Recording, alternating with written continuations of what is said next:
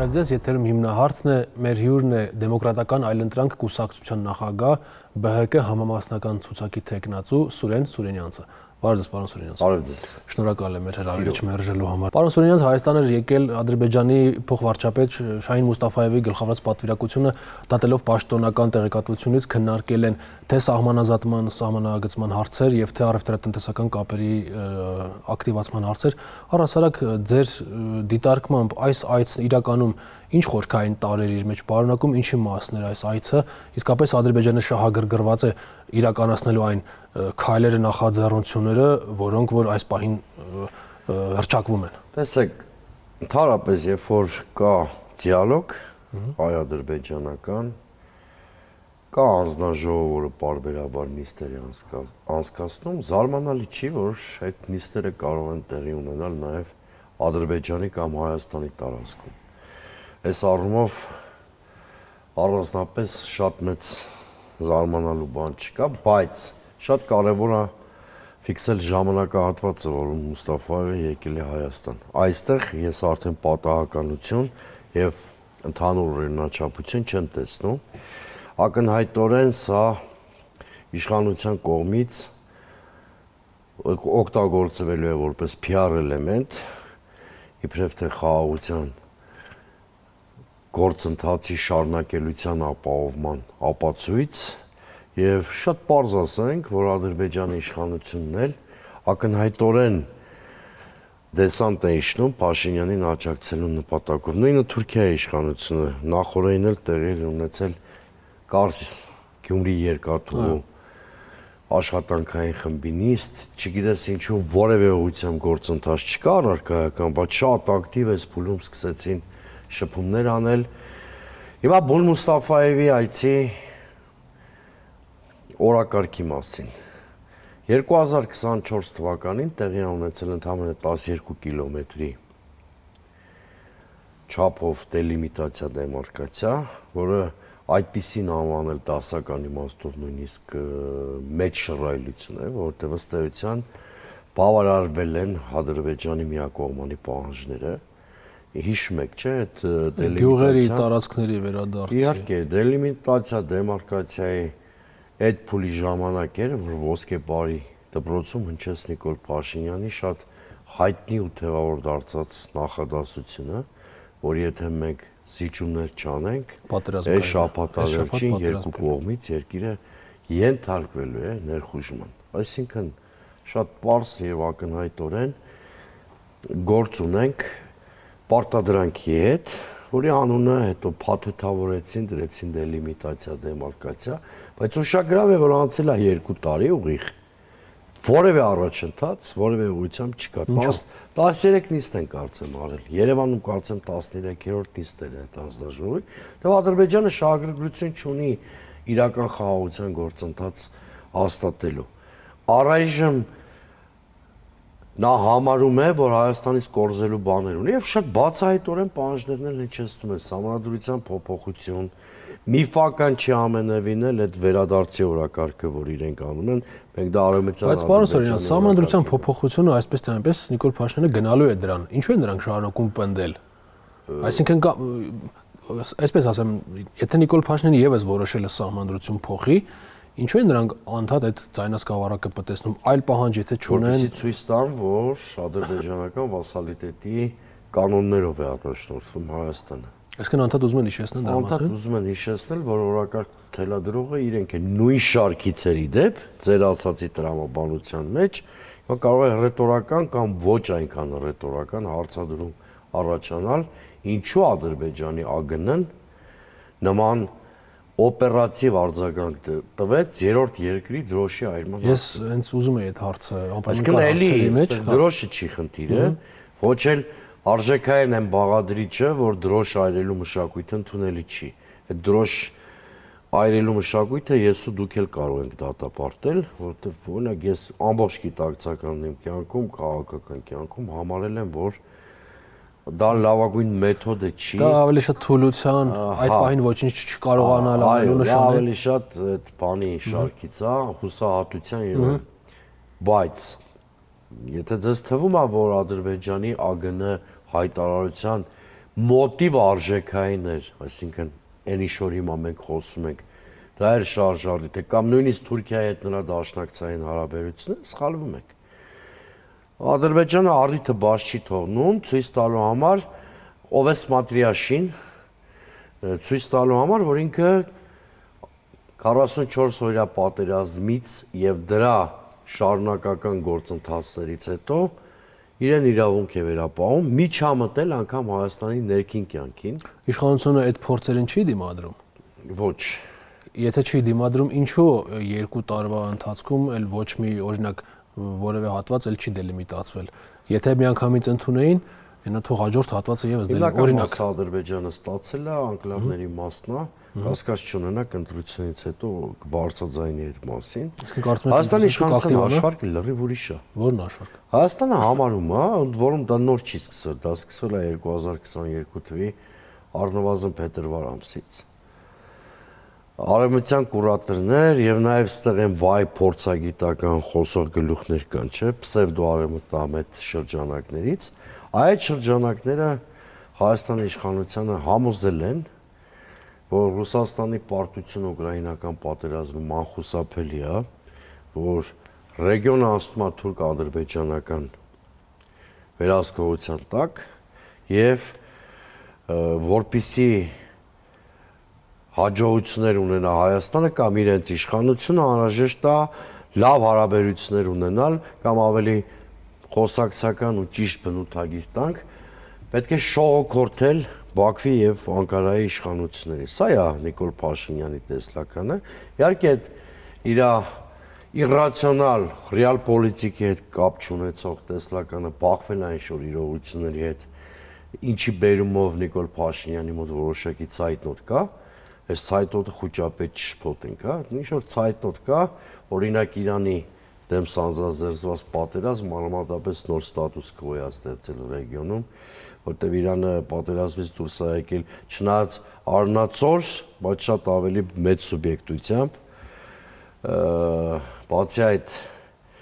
մենք տեսնում ենք, որ Ռուսաստանը երկու աթոռի վրա նստելու քաղաքականությունը չի հանդուրժում եւ այլն, այսինքն որոշակի խնդիրներ առաջացել են, բայց Հայաստանի իշխանության ստրատեգիկ մոտեցումները չեն փոխվել։ Այդ արկածախնդրությունն է այլի հիմքում։ Ռևերանսը այդ մեր հասարակությանը կերակրում են որպես արևմտամետ քաղաքականություն, դա արևմտամետ քաղաքականության հետ որևէ աղերս չունի, դեռ ցանկացած այդ թեմատիկայով առանձին հաղորդման ժամանակ ես կարող եմ հիմնավորապես ապացուցել, որ որևէ լուրջ արևմտյան կառույց Հայաստանին չի սպասում եւ որևէ լուրջ արևմտյան պետություն պատրաստ չի Հայաստանին անվտանգության երաշխիքներ։ Բայց դուք տեսնում եք ամեն դեպքում Նիկոլ Փաշինյանի կողմից մինչև վերջ Ռուսաստանի հետ կապերը խզելու մարտավարություն։ Օրինակ ինձ թվում է ավելի շատ կոսմետիկ հարցերում այդ կապերը որոշակիորեն սահմանափակելն է, բայց օրինակ տնտեսական, առևտրատնտեսական առումով նա շատ լավ լինելով բավականին իմ կարծիքով պրագմատիկ, ռացիոնալ գործ, շատ լավ հասկանալով տնտեսության այդ նյարդը, հա, արմատական կտրուկ քայլեր համեն դեպս մինչև հիմա չի գնում։ Ստրատեգիկ հարված է Նիկոլ Փաշինյանը հասցրել ռուսական շահերին, ես այդ համաձայն չեմ։ Նոյեմբերի 9-ի հարթակից դուրս թռչելը, ցածկոտելը դեպի արևմտյան հարթակներ, դա ստրատեգիկ հարված է ռուսական շահերին, որտեղ ակնհայտորեն որ ռեգիոնում մեր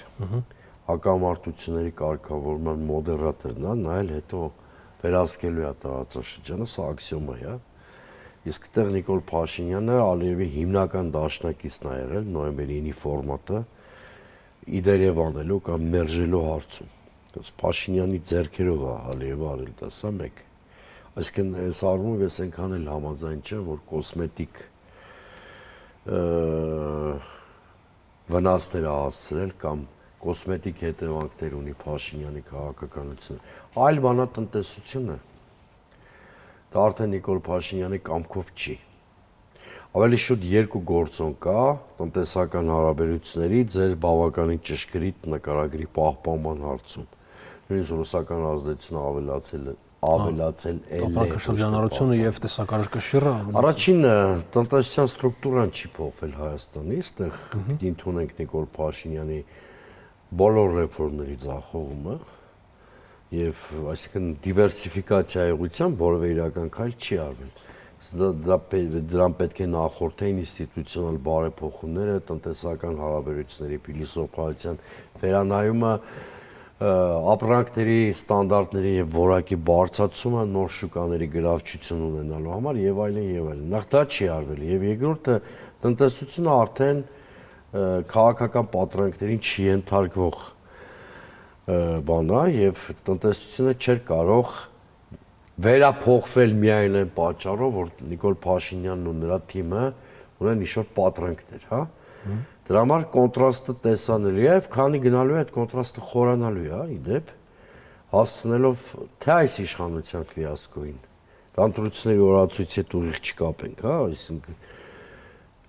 եթե նույնիսկ ինչ-որ այլանդակություններով այդ վերարտադրությունը տեղի ունենա իշխանության, որտեղ բնական ճանապարհով դա չի կարող տեղի ունենալ կամ դեմոկրատական, դրանից իշխանության ճգնաժամը միայն խորանալու է, ոչ թե պակասելու է։ Լավ, պարոն Սուրյանց, գանք առաջարկ Հայաստան ծրագրին, այստեղ մի շարք հարցեր կետեր կան, որ կուզենամ անդրադառնանք։ Անվտանգությունը, ինչպես հայտնի է, բավականին լուրջ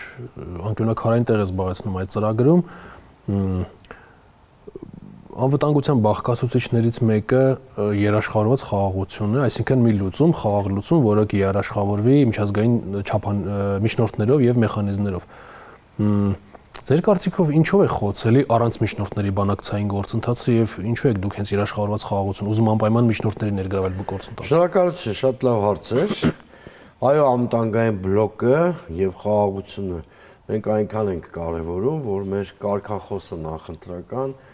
երաշխավորված խաղաղություն Բարգավաճ Հայաստանն է, այսինքն կոմպոնենտը գլխավոր բարգավաճման կայունության, ներքին համերաշխության համարում ենք հենց անվտանգությունը։ Հիմա երաշխավորված խաղաղության մոդելի մասին։ Սա մեր ծրագրի առանց չափազանցության 10 առանցքային կետերի շարքում հիմնականներից մեկն է։ Երաշխավորված խաղաղությունը ընդհանրապես հայտարարություն կամ հռչակագիր չի։ Խաղաղությունը հիմնվում է բալանսի վրա։ Կա ուժային բալանս, հավասարակշռություն, քաղաքական առումով, տնտեսական, դեմոգրաֆիկ եւ այլն։ Կա խաղաղություն, չկա հազարատ հայտարարություն արա,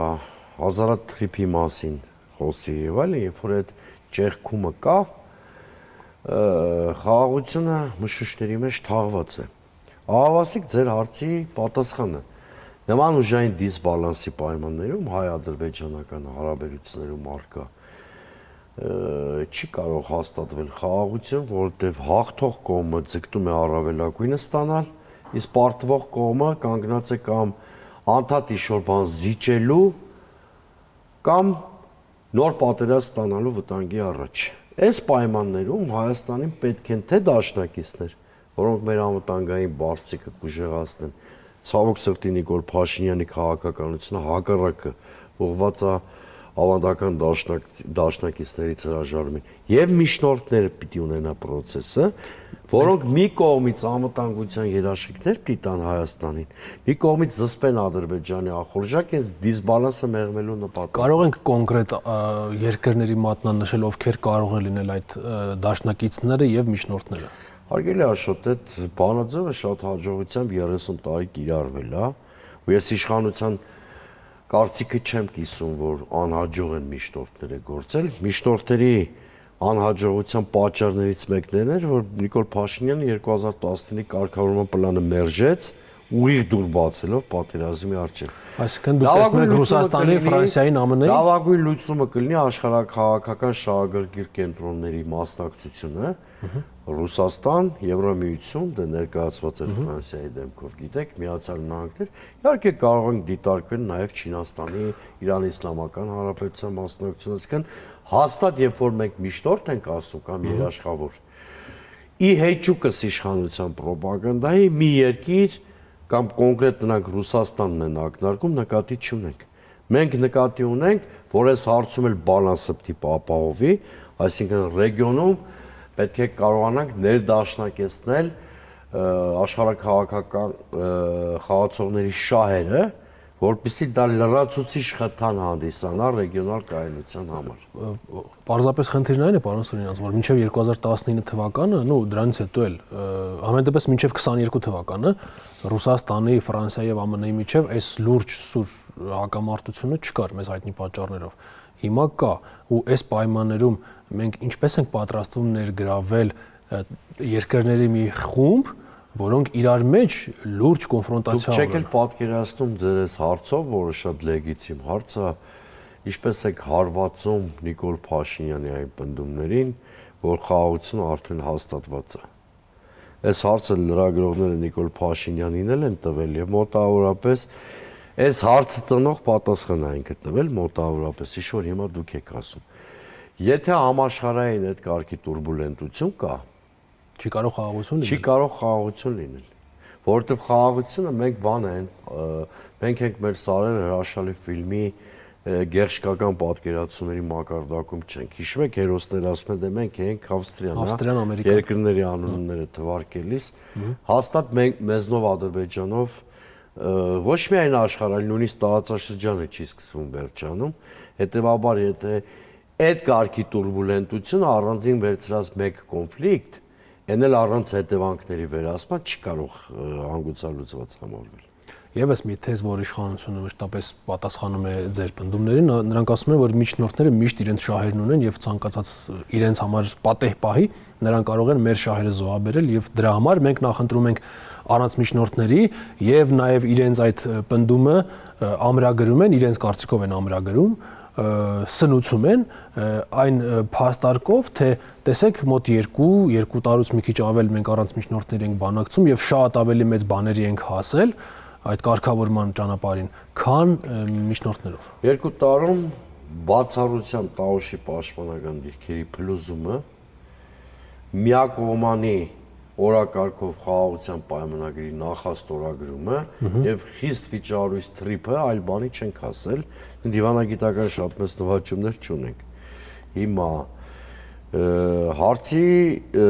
ենթատեքստն այն էր, որ միջնորդները եկել են իրենց շահերով։ Հիմա հարգելի Աշոտելի մի հատ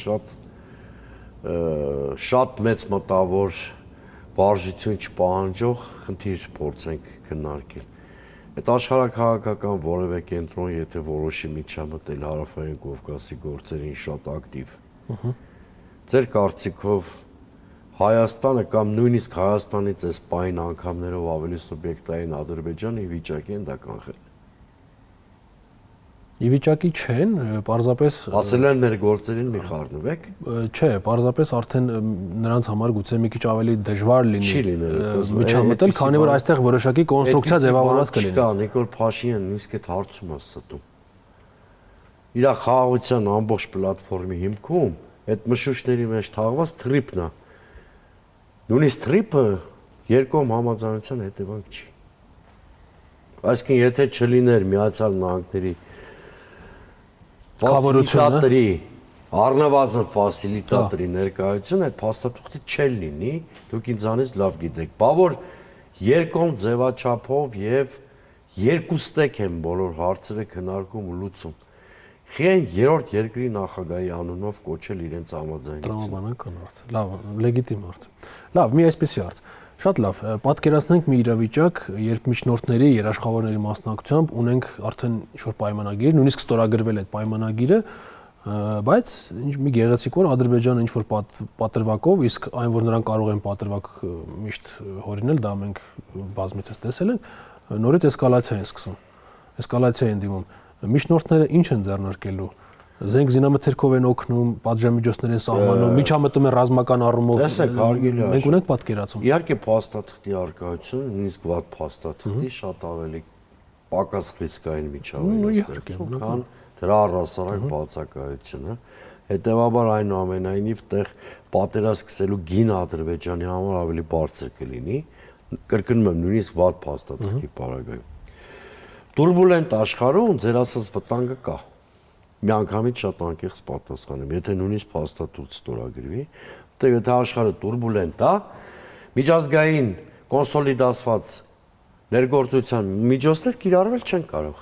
Հենց թեկուզ միայն այն պատճառով, որ ՄԱԿ-ի անվտանգության խորհուրդը չի կարող կոնսենսուսի գալ որևէ սանկցիա կիրառելու կամ ԵԱՀԿ-ն, որը ըստ էության այս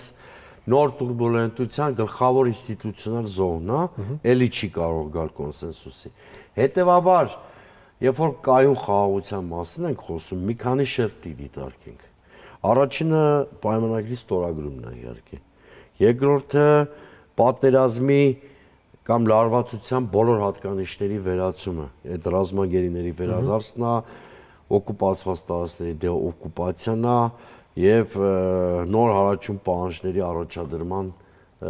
բացառումը։ Եվ երրորդը շատ կարևոր, դա միջազգային եւ ռեգիոնալ կայունությունն է, այսինքն բալանսի վերականգնումը։ Առանց այս երեք հիմնարար կոմպոնենտներից որևէ մեկի անշրջելի խաղաղություն չի կարող լինել։ Օրինակ, ես հիմա մի օրինակ բերեմ, որպեսզի ցույց տամ, որ սա տիպական չի միայն մեր կոնֆլիկտի համար, էլի, ինչ որ խոսում ենք աքսիոմատիկ ճշմարտությունն է նաև այլ կոնֆլիկտների պարագայում։ Ենթադրենք Աֆղանստանի եւ Պակիստանի մեջ կան վեճեր։ Բոլորովին գաղտնիք չի, երկար ժամանակ այդ վեճերը կան։ Թվում է թե ինչ-որ համաձայնությունների եկել են, այդ վեճը կոնսերվացվել է, կամ ինչ-որ խնդիրներ նույնիսկ լուծվել են, բայց բավական է, որ ռեգիոնը մի հատ փոքր ստատուս քվո փոխվի, մենք էլի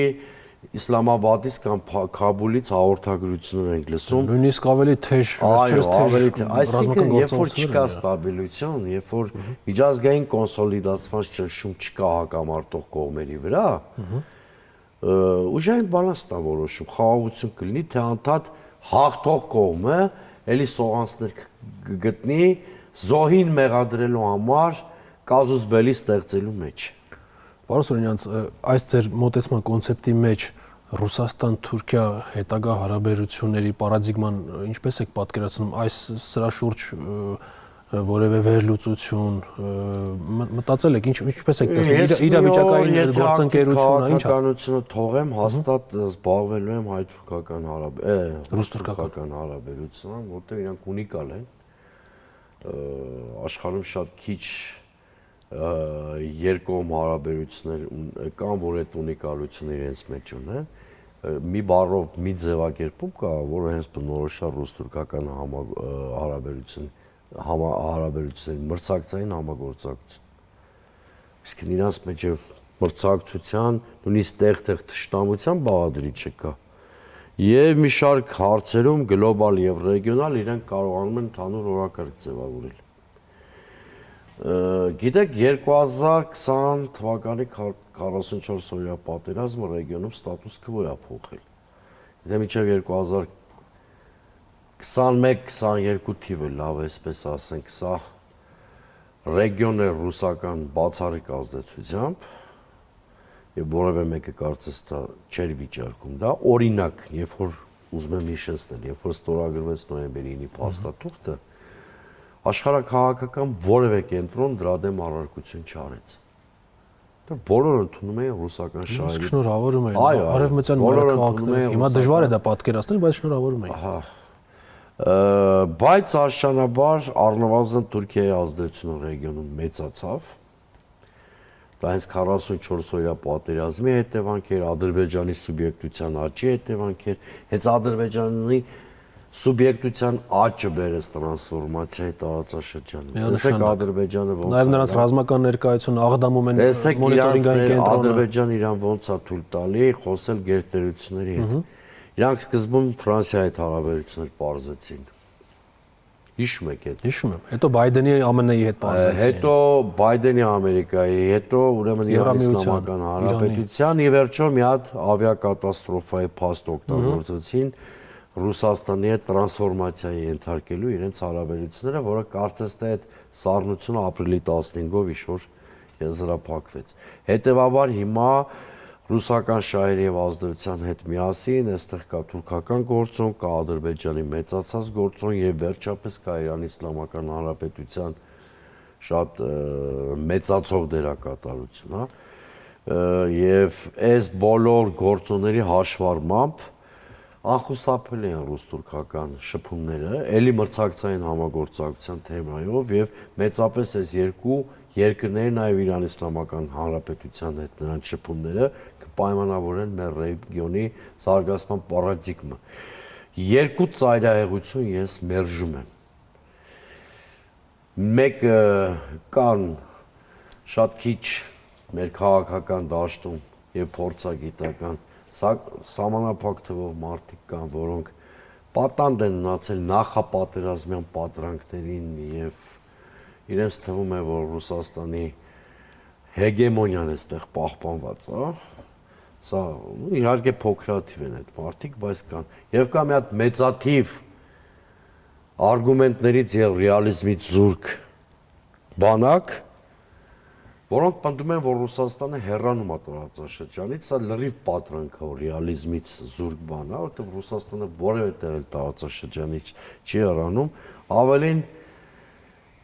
լիգբեզան եմ այդ շրջանակի համար, Ռուսաստանը կովկասյան երկիր է, այսինքն ինքը չի կարող հեռանալ այնտեղից, որտեղ ինքը կա։ Նույնիսկ իր համար ամենածանր պայերին չի հեռացել, որ մնաց հիմա։ Որ Ռուսաստանը ստիպված է ազդեցության տիրապետության պայքարում մրցակցել Թուրքիայի եւ այլ խաղացողների հետ, նաեւ ստիպված է որոշ հարցերում նույն Թուրքիայի եւ մյուսների հետ կոնսենսուսի գալ։ Այս առումով իհարկե հայ-թուրքական հարաբերություններն էլ այլ ընտրանք չունեն, բայց դրանք պիտի առանց նախապայմանների լինեն եւ պիտի լինեն ոչի հաշիվ հայ-ռուսական հարաբերությունների։ Ռուս հայտնի մեր շրջանակների շատ հայտնի փորձագետներից մեկը եւ Կովկասում բավականին Կովկասի հարցերով բավականին կոմպետենտ փորձագետներից մեկը մի անգամ իմ զրույցում ասում էր, որ Թուրքիայի հետ Հայաստանի մերձեցման ռիսկերը, որոնք անխուսափելի են Հայաստանի համար, Ռուսաստանը մեծապես կարող էր մեղմել։ Օրինակ դուք այս թեզը ինչպես եք վերաբերում։ Միայն Ռուսաստանը կարող է մեղմել։ Օրինակ տեսեք, մենք տեսնում ենք Նիկոլ Փաշինյանի կողմից քայլեր, որոնք մարդկանց նյարդայնացնում են մեր հասարակությանը, հա։ Օրինակ ասենք վերջերս անձնագրի վրա այդ խոր վիրապի պատկերը այնպեսի ռակուրսով, որ Արարատը չերևա,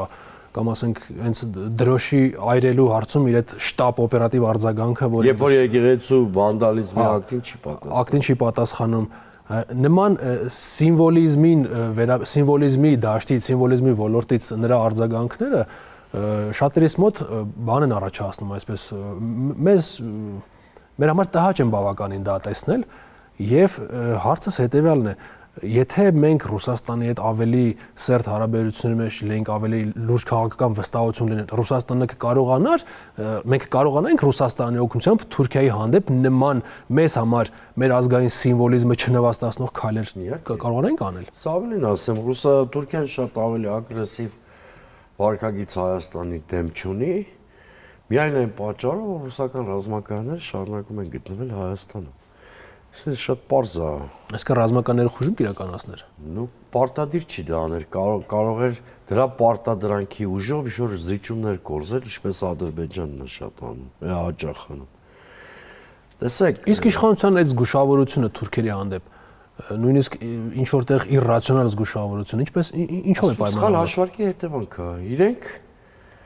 ընկած այդ պսևդո արևմտամետների եւ արևմտյան իրենց կուրատորների ազդեցության տակ ենթադրում են, որ Ռուսաստանը անհույս Ուկրաինայի պարտվել է, ինչպես տեսնում եք, դա այդպես չի, որ Ռուսաստանը հեռանում է տարածաշրջանից, նրան փոխարինում է Թուրքիան եւ հիմա հավատարմության երթում պետք է տալ ոչ թե Մոսկվային, այլ Անկարային։ Ես էլ ասում եմ, վիճակը այդքան պարզ չի, կամ լրիվ հակառակն է ինչ-որ իշխանությունը պատկերացրել է, իսկ եթե նույնիսկ ընդունենք, որ ռուսական ազդեցությունը այլևս բացարձակ չի ռեգիոնում, այնքան պարզ չի, ինչքան պրիմիտիվ ռուսամետը կամ պրիմիտիվ հակառուսը կարող է պատկերացնել, հա։ Բայց նրանք ռուսների հետ ամեն դեպքում կոնտակտները պահում են։ Ապրիլի 1-ին էլ Մոսկվա էր գնացել, այլ մակարդակներում եւս որոշակի կա։ Նրանք ռուսների հետ չեն խոսում Թուրքիայի առումով, ռուսների տրամադրվածությունը ինչպեսին է։ Ոչ մի սկզբունքային հարց Մոսկվայի հետ կարծես թե չի քննարկվում կամ չի տեղեկացվում, օրինակ։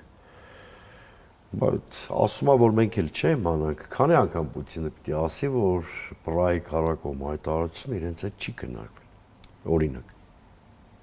Շատ Պրահան արդեն անցյալում է հանգիստ թողնենք Պրահային ինչ որտեղ հիմա ներկայիս ռուս-թուրքական հարաբերություններում մենք որևէ հարցնելիք չունենք ռուսներից։ Այլ ռուսական բնականոն դիալոգ տեսնենք։ Ապրիլ 1-ի Պուտին-Փաշինյան հանդիպման հրապարակային հատվածի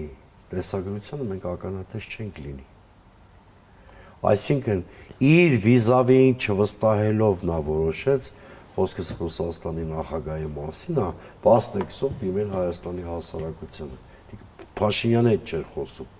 Հայաստանի հասարակությանը ներկայացնում էր հնարավոր հետևանքները, որ կարող է հաջորդն ու Հայաստանը իր մաշկի վրա կրել, եթե շարունակվի այն քաղաքականությունը Հայաստանի իշխանության, որ հիմա ականատեսն ենք։ Հետո դրանից, այսինքն եթե միայն Պուտինի հետ ելույթ լիներ, կհամարենք, որ դիսկրետ երևույթ է,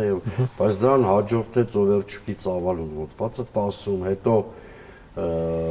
Լավրովի եւ Պեսկովի շատ ուշագրավ